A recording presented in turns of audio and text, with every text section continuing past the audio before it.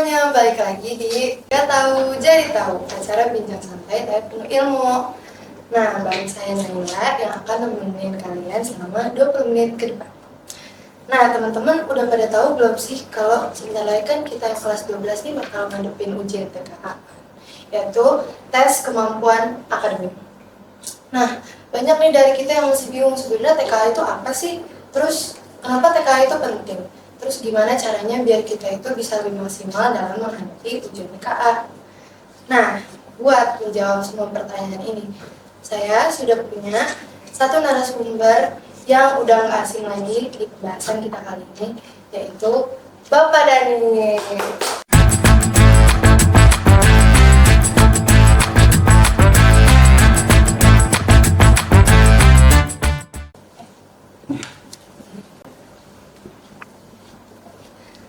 Halo Bapak. Halo. Bapak gimana nih? Bapak gimana nih kabarnya? Oke, baik. Nah, kita kan tadi udah ngasih tahu nih ke penonton kalau Bapak itu guru bimbingan dan konseling di sekolah kita. Betul. Nah, tapi kita belum ngasih tahu nih sebenarnya Bapak itu megang bimbingan dan konseling kelas berapa sih? Profilnya berarti ya. Ya. Oke, baik. Nama saya Rasya Dani Rizky Alfaris ya. SPD saya dipanggil Pak Dani. Saya sebagai guru bimbingan konseling atau guru BK di SMK 3 Perguruan Cikini atau SMK 3 Percik ya. Oke. Nah, saya di sini megang kelas 10, 11, 12. Kelas 10-nya itu di 10 TKR. TKR 11 itu di perkantoran dan 12-nya DKV full. DKV A sampai D. Nah, sebelum mulai, saya sebagai host ingin mengucapkan terima kasih kepada Bapak karena sudah menyempatkan waktu juga untuk sharing-sharing di acara talk show ini. Nah, pasti kan banyak nih mahasiswa yang lagi dipikir karena sebentar lagi bakal ujian TKA nih. Nah, jadi semoga obrolan kita hari ini bisa membantu mereka supaya bisa lebih tenang menghadapi ujian TKA ya. Nah, kalau boleh tahu nih Pak, menurut Bapak nih apa sih tujuan diadain ujian TKA? Oke, baik. Jadi TK itu kan kepanjangan ya atau singkatan. TK itu artinya tes kemampuan akademik. Baik. Tes kemampuan akademik ini memang program dari Kementerian Pendidikan yang diselenggarakan untuk anak SMA atau SMK. Baik.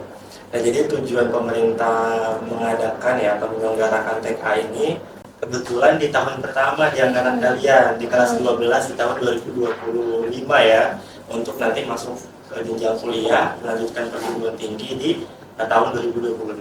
Jadi tujuannya itu untuk mengukur sejauh mana kemampuan baik akademik gitu dari siswa tersebut menjadi validasi dari nilai rapor. Berarti kelas 12 ini pertama banget ya? Iya, tahun pertama.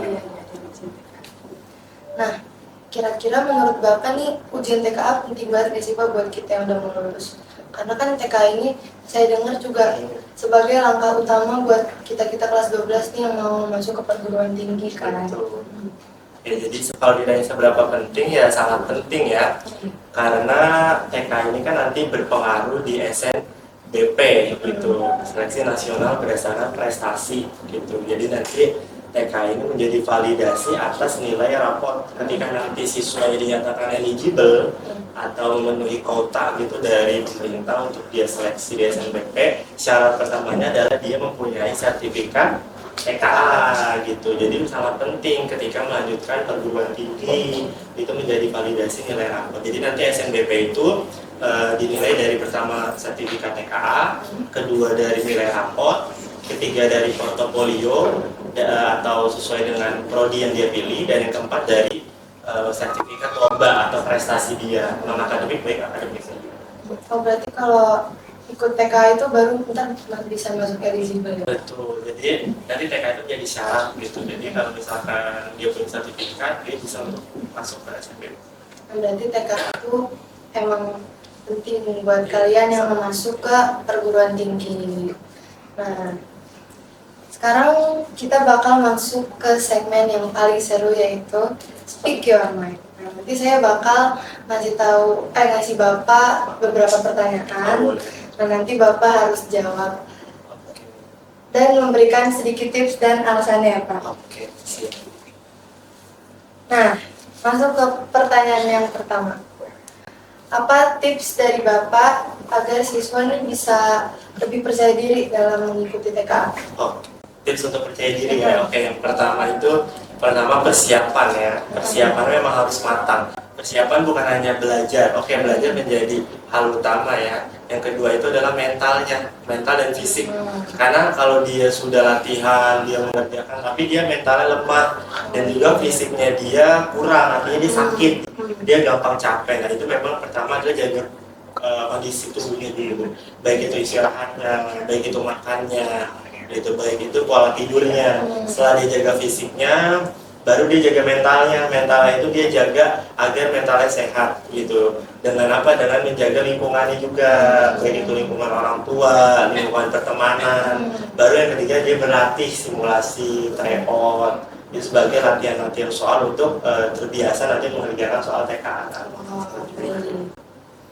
Pertanyaan yang kedua, gimana peran guru BK dalam membantu siswa mempersiapkan diri mengikuti ujian TKA? Baik, peran guru BK-nya ya. Oke. Jadi kami guru BK di SMK Percik itu ada 4 ya. Ada Pak Tommy, saya Pak Dani, Bu Galuh dan juga Bu Citra. Masing-masing megang kelas 12 dengan jurusan yang berbeda. Gitu. Dalam hal ini saya DKV. Jadi peran saya dan peran kami gitu guru BK untuk mengatur ya atau memfasilitasi TKA ini di kelas 12. Yang pertama kami mempersiapkan dari sisi simulasi atau tryout. Jadi kami bekerja sama dengan wakil kurikulum untuk bagaimana ada pendalaman materi gitu. Karena belajar hanya di jam 6:30 sampai jam 3 kan kurang ya. Maka ditambah dengan belajar tambahan di pendalaman materi dengan mata pelajaran yang memang dipilih saat surat pernyataan itu dibuat oleh orang tua kan, mapelnya gitu. Nah itu maka ada PM itu berguna untuk menambah latihan soal jam belajarnya. Itu dari guru BK. Terus juga kami memfasilitasi membuka layanan konsultasi atau bimbingan karir di ruangan maupun di kelas saat jam kosong.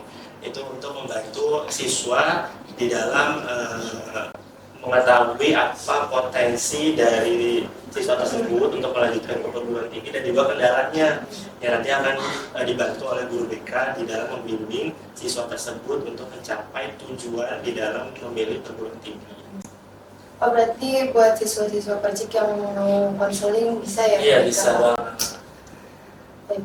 Terus pertanyaan ketiga, apa kendala yang sering dihadapi siswa dalam menghadapi ujian TKA? Kendalanya?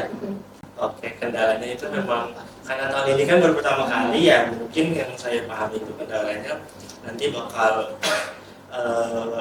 pertama kali itu bakal bingung ya, nanti gimana teknisnya, karena kan belum ada gambaran ya, tahun lalu kan belum, jadi akan bingung teknisnya seperti apa. Terus kalau soal sih kemungkinan kan sudah diajarin, insya Allah bisa mengerjakan. Teknisnya sih nanti apakah gelombang dibagi gelombang, gitu. Terus juga nanti bagaimana teknis dalam pekerjaannya, apakah menggunakan UTBK seperti CBT ya, komputer dan sebagainya. Itu tantangan sih, itu juga untuk siswa karena ini nanti kita belum terlalu jelas banget untuk TK ini kan apakah berpengaruh nanti di SNBT atau tidak gitu. Kalau yang kemarin saya ikut pelatihan itu kan ini sebagai validator nilai SNBP ya. Nah kalau SNBT nanti dalam UTBK gitu. Memang kan kalau TK ini kan tidak wajib ya dari pemerintah, tapi menjadi syarat untuk daftar perguruan tinggi. Maka Percik mengeluarkan kebijakan men-TKA-kan semua supaya dijaga-jaga agar siswa yang belum tentu mungkin belum kepikiran untuk mendaftar perguruan tinggi, dia punya pikiran di lain waktu, dia punya sertifikat itu untuk dapat kuliah. Jadi kita menjaga-jaga. Baik. Terus menurut Bapak apa TKA udah cukup adil nih dalam menilai kemampuan siswa dari berbagai latar belakang sekolah? Oke, baik. Ya jadi TK ini sangat adil ya sih menurut saya, karena kan kalau tahun lalu SNBP itu masuk ya perguruan tinggi itu hanya dari nilai rapot.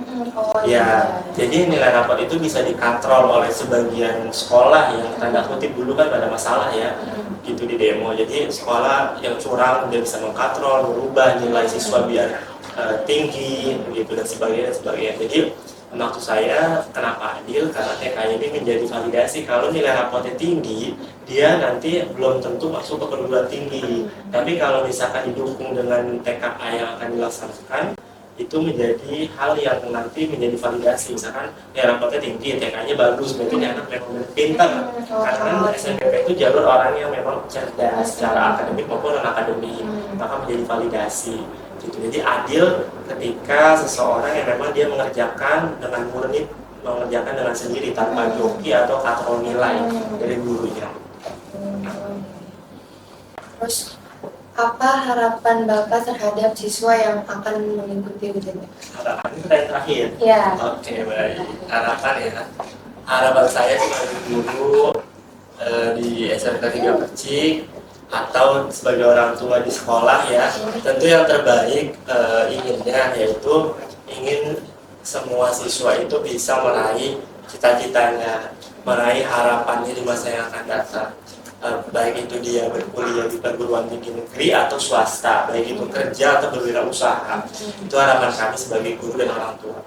Tentunya memang proses ya, dan tergantung dari usaha setiap siswanya, baik itu dia belajar, baik itu dia berdoa dan beribadah, baik dia mempersiapkan segala kebutuhan finansialnya untuk kuliah, itu yang menjadikan dia bisa sukses di masa depan. Jadi ini kan salah satu langkah ya, ini perjalanan hidup kita gitu sebagai penuntut ilmu yang akan belajar gitu di setelah SMK kan nggak berhenti belajarnya di SMK, pasti belajarnya nanti lanjut di perguruan tinggi. Dan ini sebagai seleksi kalian untuk ikut di dalam perguruan tinggi itu seleksi.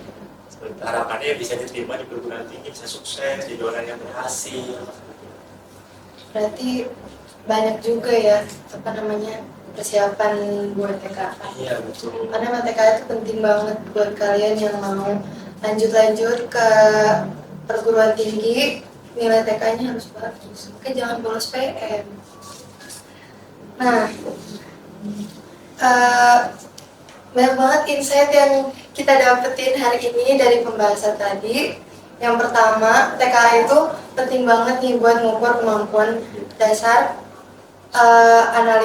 dasar akademik siswa. Terus yang kedua, TKA itu bukan tentang hafalan, tapi tentang logika, analisis, dan pemahaman.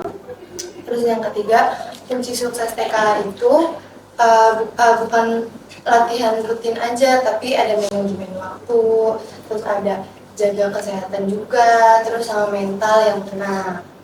Terus baik, sekarang kita udah di penghujung acara, nggak tahu jadi tahu. Makasih banyak buat Pak Dandi karena udah mau berbagi tips di sini di talk show ini, udah mau sharing-sharing seru banget. Semoga talk show ini bisa membantu kalian yang kelas 12 yang lagi bingung mau TKA, yang deg-degan lagi mau ngadepin tes kemampuan akademik. Semoga nonton ini bisa jadi tahu tips-tipsnya. Nah, saya Naila dan Pak Dani pamit undur diri, sampai jumpa di talk show berikutnya.